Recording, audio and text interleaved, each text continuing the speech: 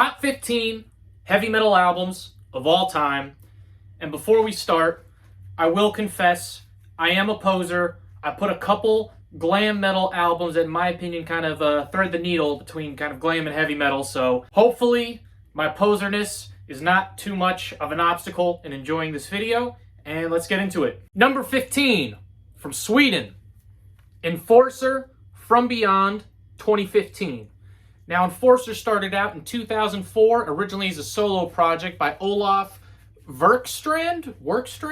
I don't know. In 2004, but eventually evolved into a full touring band that is bringing heavy metal goodness to the masses. First song that I heard from this album was the lead single, Undying Evil, and straight away I was like, holy shit, this guy can scream. You know, and then you watch the music video, you see the naked chick with all the blood, and she's like fucking sacrificing herself in a ritual. And once I saw that, I knew these guys were special. Other standout tracks from the album are the semi-ballad Below the Slumber, the super catchy title track, and Beavis from Beavis and Butthead's favorite song, One with Fire. Number 14, from England, Rainbow Rising 1976. From modern heavy metal to proto-heavy metal. And while some may say that this is more classic rock than heavy metal, I counter with this. Vocalist Ronnie James Dio and bassist Jimmy Bain would both go on to play in the legendary heavy metal band Dio. Drummer Cozy Powell would later go on to play drums for Whitesnake and Black Sabbath.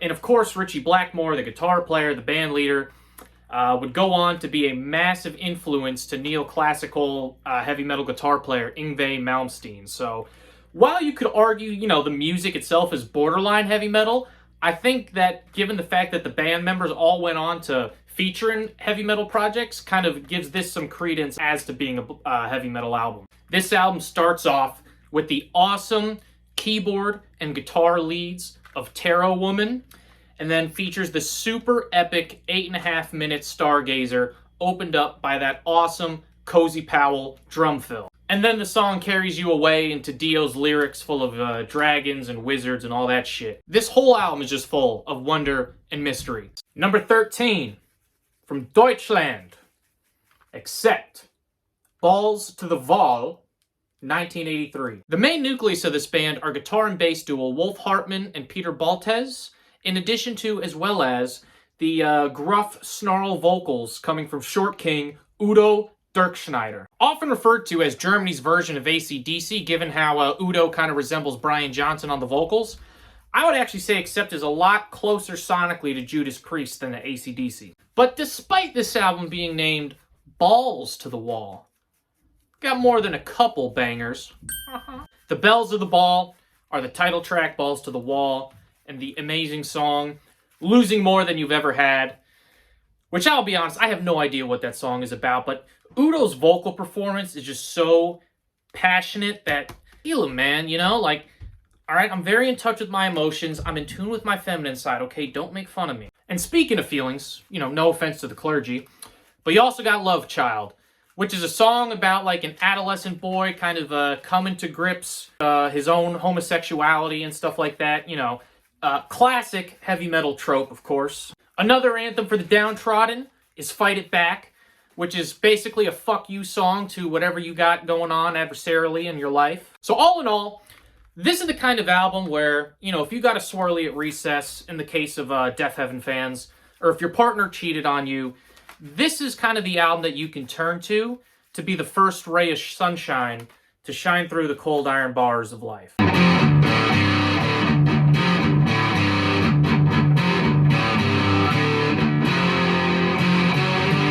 Number 12. What's this then? Saxon, innit? Strong Arm of the Law, 1980. Come on, people. Alright, Saxon is fucking legit, alright? Even my old man, who is a total geese, fucks with Saxon. He's 49. You could ask a handful of Saxon fans what their favorite album is and get a different answer from each one. But for me personally, this is my favorite Saxon, because this is the album where Saxon said, fuck the lot of yous, we running shit now. This album opens with Heavy Metal Thunder, and that's the name of the song, and yes, the title sounds exactly like how the song sounds. Vocalist Biff Bifford is just absolutely roaring, and this song is just a perfect way to get the album started. You have the infectious title track, Strong Arm of the Law, which good luck getting that chorus out of your head.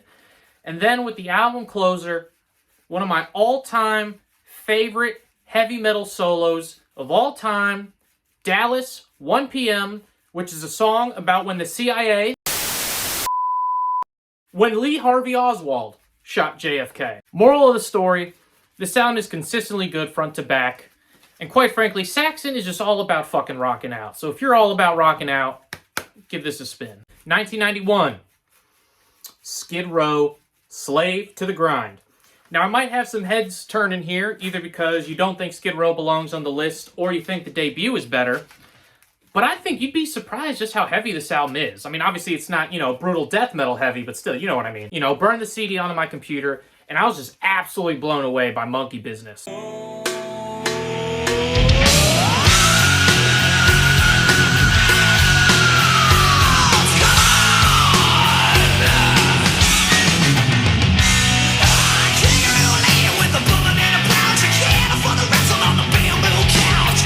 So as you probably heard, this album sounds absolutely massive. I mean, the guitars and bass are just super full and rich. The drums sound absolutely massive, and that snare drum just has this fucking spine-shattering crack to it. So anyway, I'm listening to the rest of the album, like, all right, Slave to the Grind, that's a good song. The Threat, that's a good song.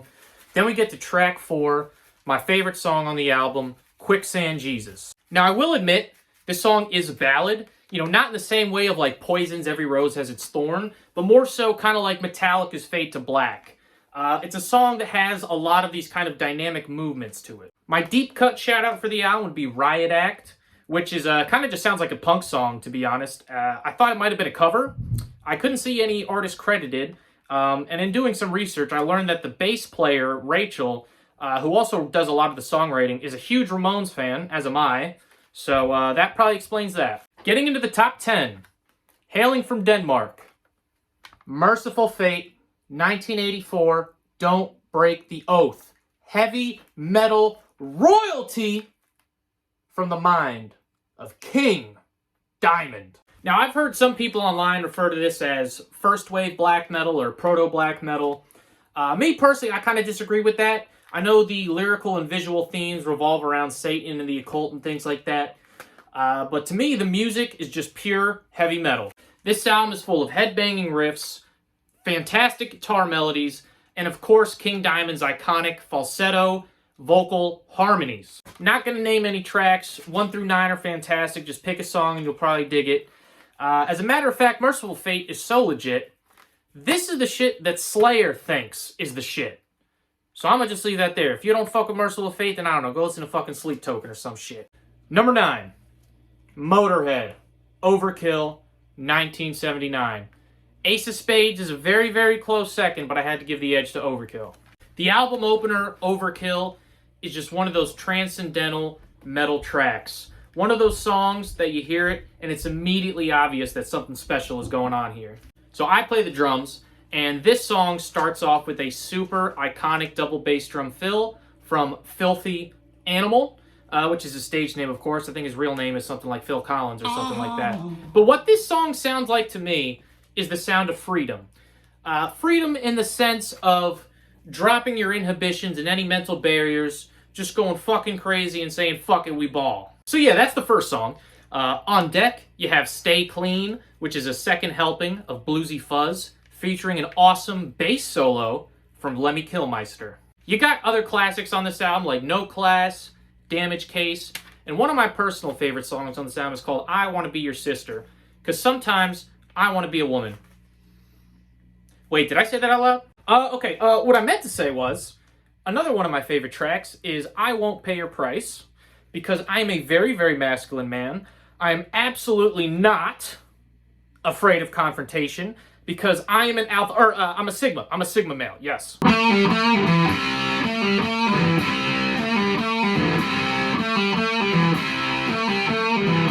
Number 8, The Ocho. Ozzy Osbourne, Bark at the Moon, 1983. Now look, I know everyone loves Randy Rhoads. I like Randy Rhoads, but I'm a Jake E. Lee fan through and through. I just think he has a great combination of glam metal melodic instincts as well as just pure, straight up heavy metal riffage. Bark at the Moon is my favorite Ozzy Osbourne song ever, and I really like the message of the song You're No Different, which is basically just a song saying, you know, if you live in a glass house, don't throw stones, which obviously, you know, fairly relevant today. Other great tracks include Rock and Roll Rebel and Waiting for Darkness. And one thing I want to say real quick is a big fuck you to Sharon Osbourne, because she screwed Jakey Lee out of writing credits for this album. And if you play any music from this album on YouTube, your video is going to get blocked. So you know what? Fuck you, Sharon, and your stupid Ozempic face. Number 7, Iron Maiden, Power Slave, 1984. Aces High was the first Iron Maiden song I'd ever heard, and subsequently this became the first Iron Maiden album I ever heard.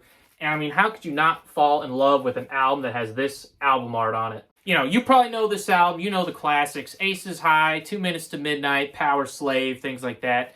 But when you dig a little deeper, you get a few other kind of overshadowed gems, such as The Duelists, or the Rush-inspired 13-minute track, Rhyme of the Ancient Mariner. Number 6, Wasp, The Crimson Idol, 1992. When the wider heavy metal scene as a whole was starting to fall apart with the onset of grunge in the early 90s, Blackie Lawless decided to respond by writing a heavy metal concept album of all things. So the story of this album is basically there's a 16-year-old kid named Jonathan, and he wants to grow up to be a guitar hero. So, you know, start of the album kind of focuses on the hungry years of being an artist, you know, the raw passion and fire. Then as you move on, you start to see the come up, you're starting to play bigger shows, starting to tour the world. And then, of course, the main point of emphasis with this album is the dark side of fame. So that's things like the leeches, the debauchery, the backstabbing. You know, I think Blackie Lawless really wanted to kind of pull the curtain open and show people a lot of the dirty and ugly sides of fame. Although this album has a 58-minute runtime, it actually feels a lot more concise than that. I think that concept albums have a tendency to kind of overstay their welcome and be a little too self-indulgent, but this concept album just wants me wanting more. My favorite tracks on the album are Arena of Pleasure, Murders in the Rue Morgue, and the super epic and somber closing track, The Great Misconceptions of Me. Number 5. Might get some flack for this, but it's my fucking list.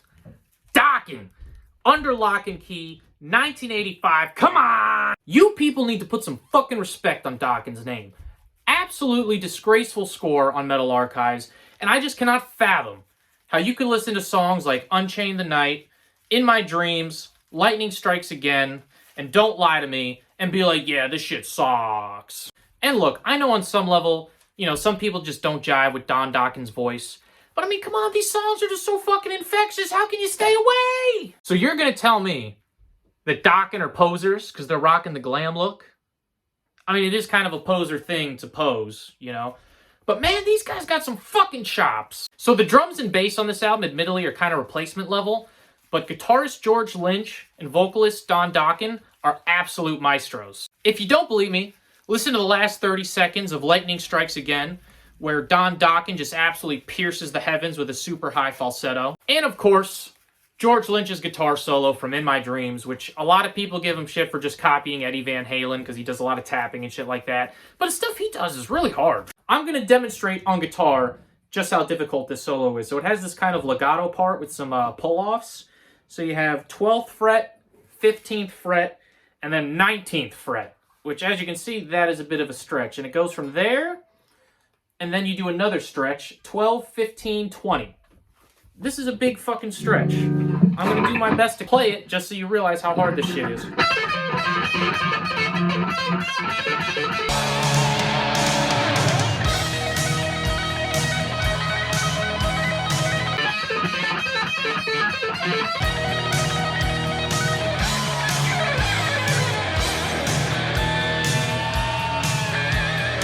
Yeah, so I'd like to see some other posers fucking play some shit like that, alright?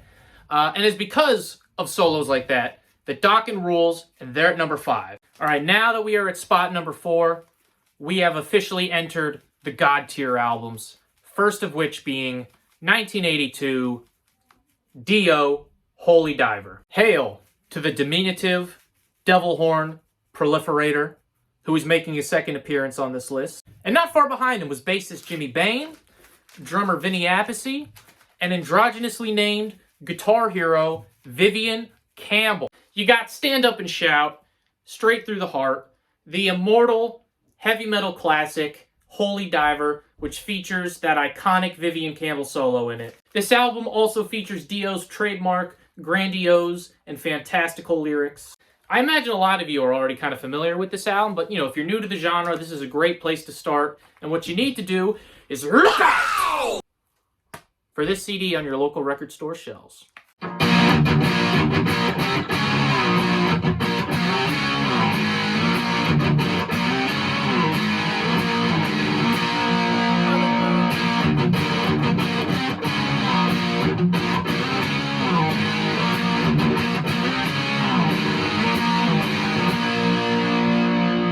Number 3, Black Sabbath, Paranoid, 1970. I'll be honest, this was a tough choice. Black Sabbath has a massive discography with a lot of great albums. 1989's Headless Cross, featuring Tony Martin on vocals. 1980's Heaven and Hell, their first album with Ronnie James Dio, who could have potentially had 3 appearances on this list. I think 1974, Sabbath Bloody Sabbath, probably their most progressive album in the discography. And of course, the classic debut album that I don't have the fucking cover for, but I got the back. But obviously, had to give it to Paranoid. Where is it? There it is. I mean, of course, the Titanic classics, War Pigs, Paranoid, Iron Man. But, dig a little deeper, you got Hand of Doom, Electric Funeral, Planet Caravan. Everyone knows Black Sabbath, everyone knows this album. You hear these songs at friggin' Giant Stadium, Iommi is the riff god, Geezer Butler, the lyrical master, Bill Ward is a beast on the drums, and Ozzy is Ozzy.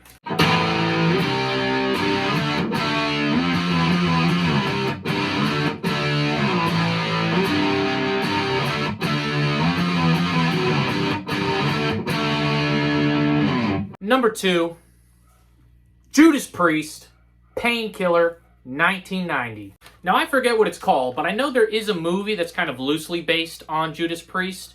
But I think it would be cool if they made a movie about this album, but took it from the perspective of a redemption story. Rewind 5 years to 1985, and Judas Priest released their very controversial Turbo album, which was noticeably more commercial, featured a lot of synthesizers, and kind of divided the fans. It had, at best, a mixed reception. Fast forward a few years to 1988, Judas Priest released Ram It Down, which was noticeably heavier, and the band deliberately said that they wanted to kind of go into a more heavier direction. But instead of assuaging the fans' fears that Judas Priest was selling out, it gave them new fears that Judas Priest was washed. Now, Ram It Down is not the worst album ever made. It's definitely not the best either. It's got a handful of good songs, but keep in mind, this is 1988. Heavy metal is no longer the cutting edge of heaviness. Thrash metal has that title now, and if you were to dig deeper into the underground, you would start to see the seeds sprouting for death metal, black metal, and overall more extreme metal. So facing the prospect of artistic irrelevance, Judas Priest went into the lab, and in 1990 they came out with the masterpiece, Painkiller. The opening track, Painkiller, is a staple of Judas Priest's live show and one of my favorite songs, regardless of genre, ever. This album would be the debut of drummer Scott Travis, who's still with the band today. And my gosh, what a first impression to make on the drums with the first 20 seconds of Painkiller. This album is like 80% heavy metal, 20% thrash metal, and just an absolutely incredible response to all the haters. Glenn Tipton brought his lead guitar abilities up to a new level with things like sweep picking and just blazing fast lead lines. The production overall is fantastic. And Judas Priest, Fallen Heroes, rise from the ashes like a phoenix.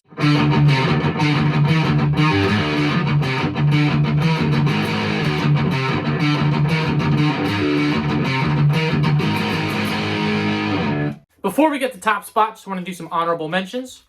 1983, Motley Crue, Shout at the Devil. I believe 1983 or 1984, Rat, Out of the Cellar. Kind of more glam metal picks, but I think they kind of thread the needle enough with heavy metal. Then I have it in this box set, but Grim Reaper, See You in Hell. I thought this was called Wrath of the Ripper for a second. This album, Rock You to Hell, is also very good, from 87, and this one is 83, I believe. And at number 1, the single greatest heavy metal album of all time, King Diamond, 1987, Abigail. Come on, people. He's called King Diamond for a reason. However, it wasn't just the king on this album. He brought the whole fucking court with him, including melodic genius, lead guitarist Andy LaRocque, absolute beast Mickey D on the drums, even the bass player, who's normally useless, has an eye patch, and of course the main man, the king, with the falsettos, the vocal harmonies, the horror concepts, the mastermind, King Diamond. This album has riffs, it has melodies, it has compelling songwriting, and I've never seen an album so consistently and so highly praised. This has a score of about 98% on Metal Archives, if I believe, which I'm not saying that really validates my point. You know, Metal Archives is about as reliable as the Secret Service. But just still, like, the fact that it has that high a score with that many reviews just goes to show the quality of this album. Once again, no real point in going through any individual tracks. The whole album is perfect. Or did I say that because I didn't actually listen to the album? I don't know any of the songs, and I just find safety in consensus and having this as my number one pick. Well, I guess you'll just have to listen to it and decide for yourself.